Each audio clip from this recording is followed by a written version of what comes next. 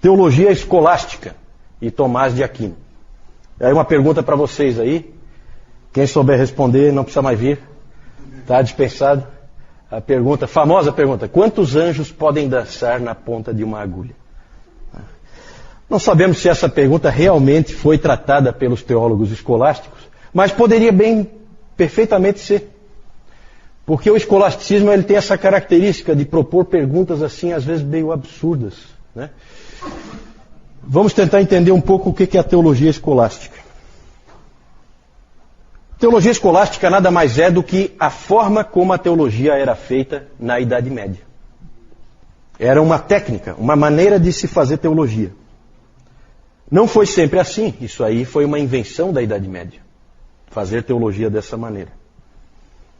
A teologia escolástica ela sempre se preocupa em ligar o seu estudo a uma filosofia. Então sempre há uma ligação forte da teologia com a filosofia.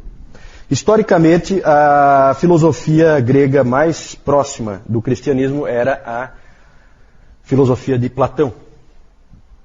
Porque ela era mais mística, ela tinha elementos mais assim, próximos, vamos dizer assim, do cristianismo. Já um outro filósofo era bastante desconhecido no início da igreja, ninguém conhecia. Na verdade, ele acabou sendo conhecido muito por meio dos intelectuais muçulmanos, que tinham absorvido ele antes, que era o Aristóteles. E o Aristóteles aos poucos foi ganhando importância, e ele acabou então dando a principal base filosófica para a teologia nesse período. E ele é então importante para a teologia escolástica, a filosofia aristotélica. Para muita gente isso é muito estranho, porque Aristóteles nada tem a ver com a fé cristã. Ele tem uma série de pensamentos que não condizem com a fé cristã. Ele enfatizava, por exemplo, a eternidade do mundo, a mortalidade da alma, e ele não gostava nem um pouco da ideia de providência. Entretanto, os teólogos acharam que esse Aristóteles, a filosofia dele dava uma base para você sistematizar a teologia. Base essa que a Bíblia não dá, porque a Bíblia não trata de sistematização da teologia. A Bíblia não é sistemática. Nós sabemos disso. Ela não é dividida em capítulos por assunto, por subassunto. Não. Todos os conceitos estão misturados. E eles tinham essa preocupação com sistematização da teologia. Inclusive, já falamos várias vezes aqui, até a gente estava comentando sobre o livro O Nome da Rosa, e tem um filme, né? A gente estava falando que o filme, de repente, não é muito adequado para se assistir, por cenas ali que não são adequadas para cristãos. É um filme bastante antigo, mas a história do livro, principalmente, gira em torno de um monge que trabalhava o tempo inteiro para tentar se ver livre do segundo livro de Aristóteles. Era um livro que ele queria dar fim, ele queria que desaparecesse do meio da igreja. Certo? Então é interessante ali toda a ideia do Humberto Eco, lá, o autor do livro O Nome da Rosa, de ter esse monge trabalhando para tentar impedir a filosofia aristotélica de invadir a teologia. Mas realmente ela invadiu, e toda a teologia escolástica ela é baseada na filosofia do Aristóteles. E ela tem uma metodologia própria, que é mais fácil da gente entender, que é o método dialético. Vejam bem, gente, Aristóteles ele é muito mais científico do que o Platão. Para o Aristóteles ele tem que enxergar mais as coisas, tem que pôr a mão. As coisas têm que ser mais fatos. O Platão é mais místico. Isso foi importante não só para a teologia, mas foi importante para o surgimento das universidades. No início, todo o estudo de qualquer assunto, ele era muito pessoal. O indivíduo sempre estava envolvido naquilo que ele estudava. Com a filosofia aristotélica, começa a haver um desprendimento. Eu não tenho nada a ver com o que eu estou estudando. Eu estou estudando os fatos. A minha pessoa, não interfere em nada. Eu só vou analisar os fatos como eles são. Isso até hoje é verdade nas universidades, certo? As universidades surgiram dentro da teologia escolástica. Esse é o tempo em que surgem as universidades. exatamente nessa época. Né? Não é à toa que você pega uma tese de doutorado e é aquela chatice, ninguém consegue ler. De tão chato que é. Por quê? Porque é uma coisa morta, sem vida. Não há envolvimento nenhum da pessoa. Isso vem lá do Aristóteles. Isso vem do escolasticismo, certo? A origem toda está aqui. A origem é, por incrível que pareça, é a teologia. A teologia de um determinado período. O método nessa época era o método dialético. Como é que é? Não é difícil de entender, não. Método dialético. Todos os trabalhos científicos naquele tempo, todos os trabalhos teológicos tinham que ser feitos por esse método. Ele é simples. Não de fazer, ele é simples de entender. Você propõe uma pergunta, por isso até nós começamos ali com uma pergunta, então sempre o tema começa com uma pergunta, e aí são colocadas duas respostas contraditórias. Dois argumentos, um a favor, outro contra, ou numa direção, o outro na outra direção. E aí são alistadas opiniões de expoentes, de autoridades, para cada um dos pontos. Então, por exemplo, você podia escrever, usando o método dialético, você podia escrever, começando com a seguinte pergunta: o mundo é eterno? E aí, para dizer que o mundo é eterno, você pega Aristóteles. Para dizer que o mundo não é eterno, você pega a Bíblia. E aí você alista todas as opiniões a favor de Aristóteles e todas as opiniões a favor da Bíblia. E aí você faz uma conclusão.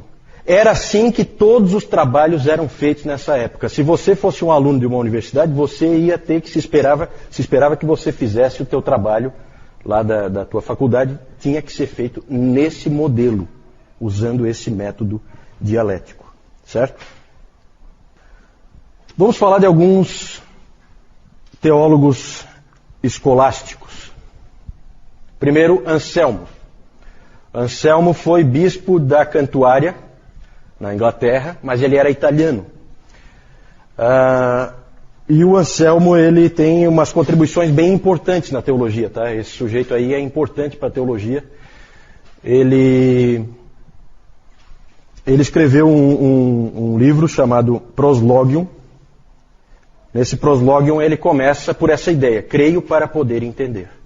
Então eu parto da fé. Primeiro eu creio, porque eu creio nas verdades da palavra ou nas verdades da igreja, e dali para frente eu uso a razão para entender melhor aquelas verdades, né? Não jamais para questioná-las, mas para aprofundá-las, certo? Ele é o criador. Ele é criador não, porque já existiam essas ideias, mas ele é o primeiro a apresentar com mais clareza os argumentos cosmológicos da existência de Deus. Sempre partem da criatura para o Criador. Então, um exemplo, não é difícil de entender não. São vários argumentos, né? O Tomás de Aquino depois vai fazer isso de novo, com mais capacidade, porque o Tomás de Aquino realmente é um expoente. É um intelectual, é o maior dessa época, é o maior da teologia escolástica, por isso que a gente está citando ele ali separado. Então, Tomás de Aquino, ele é posterior ao Anselmo, bem posterior, ele faz isso de novo. Mas o Anselmo, por exemplo, colocou, só para vocês terem uma ideia de como que a coisa funciona, o argumento cosmológico é assim. Por exemplo, você vê que olhando para as criaturas e olhando para a criação, você vê que existe uma certa ordem, uma certa organização, parece que há um certo projeto de como as coisas são colocadas. Certo? Aí o argumento é o seguinte: se há um projeto, há um projetista. E o projetista é Deus. Um outro argumento é o argumento da causa e consequência. Todas as coisas têm uma causa. Tudo que acontece ou tudo que existe teve uma causa. E o que veio antes disso também teve uma causa. Então, deve haver uma causa inicial. Você vai, né, de causa em causa até chegar numa causa inicial. Essa causa inicial é Deus. Então, esse tipo de argumento, esse tipo de raciocínio, o Anselmo fez nesse Proslogium. E um outro livro importantíssimo do Anselmo, que tem doutrinas que a gente crê hoje, que são importantes, é um livro chamado Cur Deus Homo. Cur Deus Homo, que significa por que o Deus homem. Por que o Deus homem? E aí ele trata da expiação. Ele trata do porquê de Cristo ser Deus e homem ao mesmo tempo. Qual a necessidade disso? E lá ele então estabelece toda a doutrina de que a morte de Cristo é substitutiva em nosso lugar para pagar uma dívida para com Deus, uma dívida de pecado que nós temos para com Deus. Gente, havia muitos outros pensamentos nessa época, né? Um comum era acreditar na expiação como um pagamento de uma dívida para Satanás. Então você pagava para Satanás. Esse era um outro pensamento da época. E o Anselmo não, Anselmo estabeleceu que não, é uma dívida para com Deus. Só que tem um problema. O homem então precisa pagar porque ele é o devedor e ele é o pecador. Só que só Deus é santo, puro, sem pecado, e é infinito, a dívida é infinita. Porque foi feita contra um Deus infinito, o pecado foi contra um Deus infinito. Então, o que acontece? O homem tem a obrigação, mas não tem habilidade. Deus tem habilidade, mas não tem obrigação. Então, precisava haver a figura do Deus homem, que fosse ao mesmo tempo Deus e ao mesmo tempo homem, o único capaz de pagar a dívida. Porque daí nele está a obrigação e nele está a habilidade. Certo? É mais ou menos isso, né? Claro que é muito mais elaborado, aqui eu estou dando um resuminho para vocês, né? Mas o Anselmo sempre creio para poder entender. Num outro lugar, na França, que isso aqui é na Inglaterra, na França, em Paris, um sujeito chamado Abelardo, uma figura única também na história da igreja, um indivíduo enigmático, um indivíduo brilhante, um sujeito que era um superastro, simplesmente um superastro no seu tempo.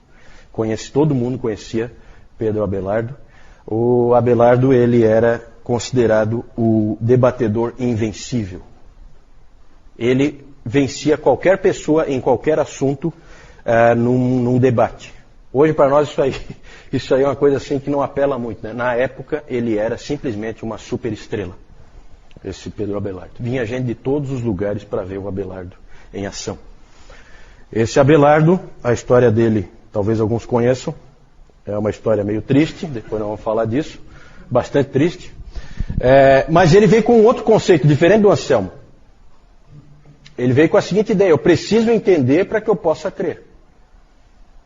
Já é um conceito bem mais dos nossos dias, né? Ele disse,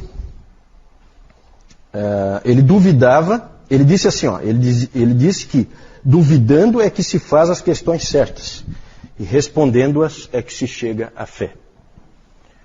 Isso é alguma coisa bastante impressionante para se dizer em 1122, certo? E bastante arriscado também. Você falar uma coisa dessa em 1122, você está pedindo para ser queimado numa fogueirinha, certo? É isso aí que você está querendo. E esse tipo de abordagem certamente o colocava em apuros. A vida de Abelardo é uma vida cheia de agruras. Ele escreveu uma autobiografia. Para vocês terem uma ideia, o título da autobiografia dele é História de Calamidades.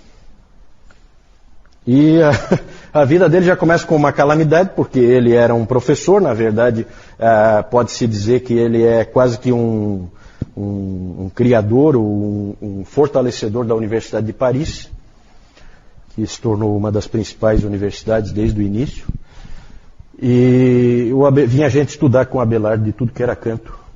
E uma das alunas de Abelardo chamava-se Heloísa, era a sobrinha do cônego da Catedral de Paris, um sujeito poderoso, tal de Fulbert, e ele acabou tendo um caso amoroso com essa Heloísa, que era aluna dele, e ela acabou engravidando. E aí o Fulbert, quando soube, eles acabaram se casando em secreto para dar legitimidade para o filho e coisa, né? Mas o Fulbert não quis saber. Contratou os capangas invadiram a casa do Abelardo e castraram o Abelardo, certo? Só isso. Então já começa com calamidades a história da vida dele. Essa aí foi só a primeira calamidade, certo? O principal livro do Abelardo é Sic et Non, sim e não. E ele é um livro no estilo dialético, com um monte de perguntas. Lembram do estilo dialético? Um monte de perguntas, e ele coloca gente defendendo uma posição, gente defendendo a outra posição, e ele não conclui muito. Ele deixa tudo meio nebuloso, né? Bem no estilo dele. Hoje isso aí é uma coisa moderna para se fazer, né? Você não conclui, você deixa assim, aberto e tal. No tempo dele, isso aí gerava confusão. Ele continuou a vida inteira jurando ser fiel à Bíblia e à igreja, escrevia sempre, se correspondia sempre com a Heloísa. A Heloísa se tornou freira, ele se tornou monge, né? É uma história assim de amor platônico, os dois sempre apaixonados um pelo outro, sempre se correspondiam, e ele jurou para a Heloísa que ele era sempre fiel às Escrituras, apesar de parecer que não, muitas vezes, né? Ele, inclusive, escreveu numa das cartas: eu jamais serei um filósofo se isso significar falar contra São Paulo.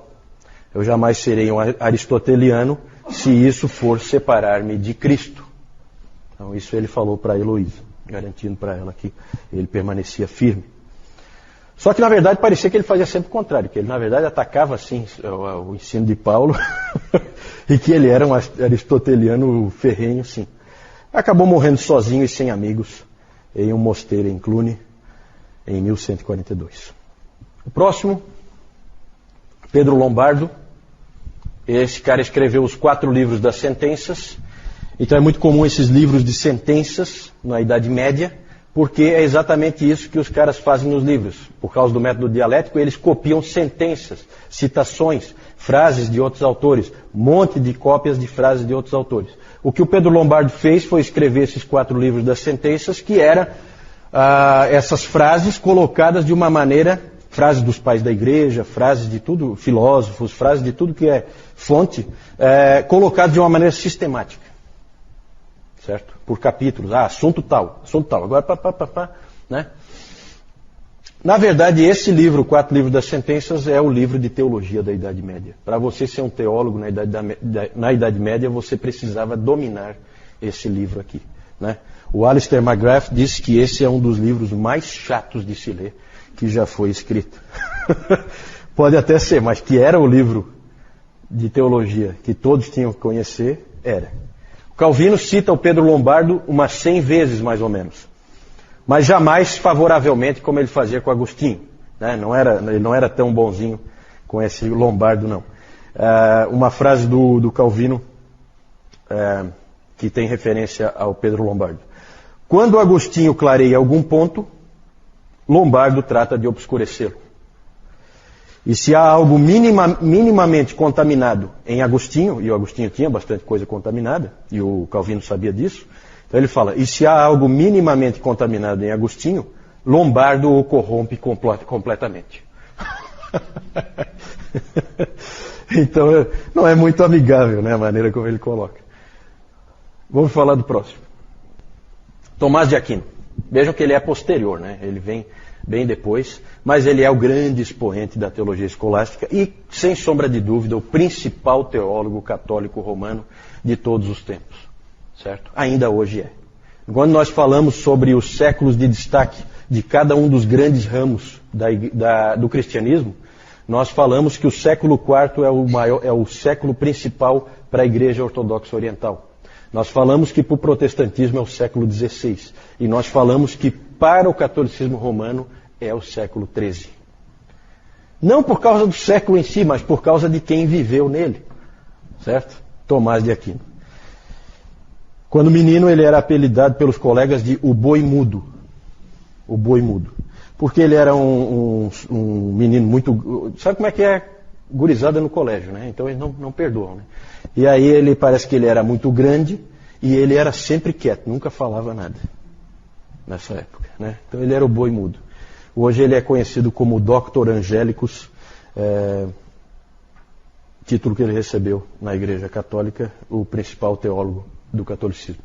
O principal livro dele é esse aí, Summa Theologiae, que quer dizer sumário da teologia, certo? Então é um resumo, sumário aí, um resumo da teologia.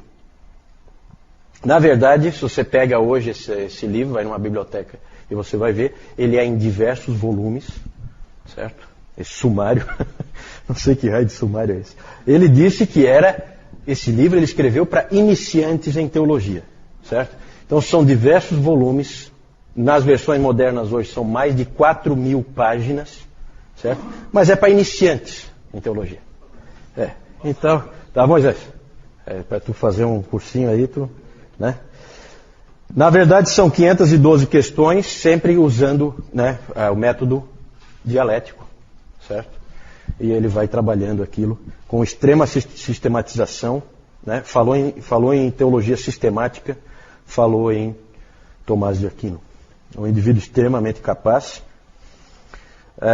Essa aí é a grande obra dele. Ele completou essa obra em 1272.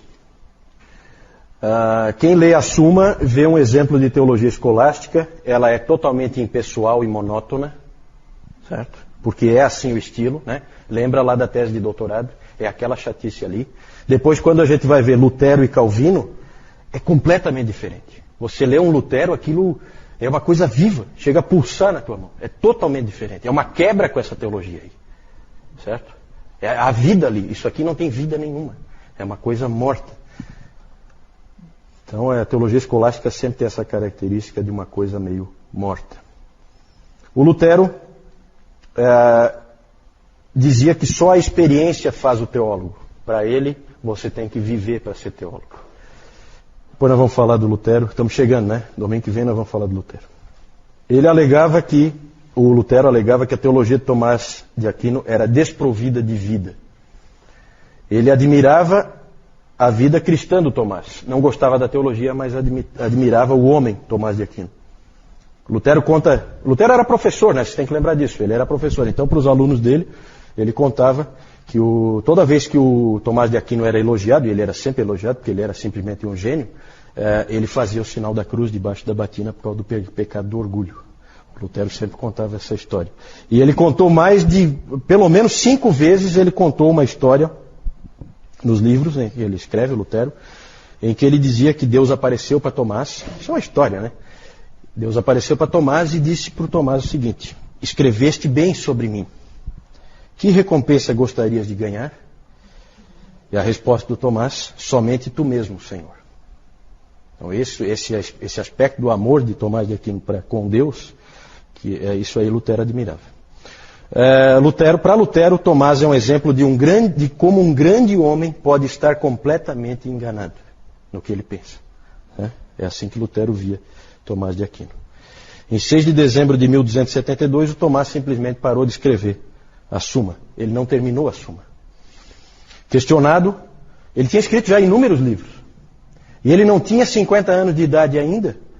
E ele estava parando de escrever a Suma, sem terminá-la. Aí, claro, as pessoas em volta dele perguntaram para ele: mas por que você vai parar de escrever? Você tem que continuar, você é obrigado a continuar. Aí ele disse que ele não podia continuar porque ele sentia que tudo que ele tinha escrito era palha. Como eu disse, Tomás é o principal teólogo do catolicismo romano e é admirado também por alguns protestantes, como o John Gerstner, como o R.C. Sproul. Eles admiram também o Tomás de Aquino, apesar de evidentemente não concordar com ele em tudo. O Lutero admirava ele, como já falei, como cristão, mas não como teólogo, e o Calvino praticamente ignorou Tomás. O Francis Schaeffer atacou, fez duras críticas ao pensamento de Tomás de Aquino. O que dizer, para a gente encerrar esse período e irmos para o nosso lanche? O que dizer do escolasticismo? O que tem de bom? Trouxe coisas boas e coisas ruins, como sempre. O que tem de bom? Bom é a centralidade que ele deu à teologia. Nessa época, uma universidade, certamente, ela teria o departamento de teologia bem no centro da universidade. Todos os outros departamentos são secundários, são de segunda linha. O principal é a teologia. A teologia é a coisa mais importante que existe. Isso o escolasticismo enfatizou bem. O que isso fez? Fez com que os maiores gênios que havia naquele tempo, todos eles fossem teólogos. Certo? Levou eles para a teologia. Isso, evidentemente, impulsionou a teologia. O problema é que a teologia se distanciou das pessoas. professor Calhoun diz que é uma grande época, essa época aqui, na teologia, mas é uma época muito fraca na pregação. Não existem pregadores. Isso faz com que o que os teólogos estudam não chegue às pessoas. Isso é sempre um problema na igreja. Não adianta nada você ficar lá com uma coisa árida e que acaba não chegando nas pessoas. Então esse foi certamente um problema. É uma coisa que fica longe do homem comum.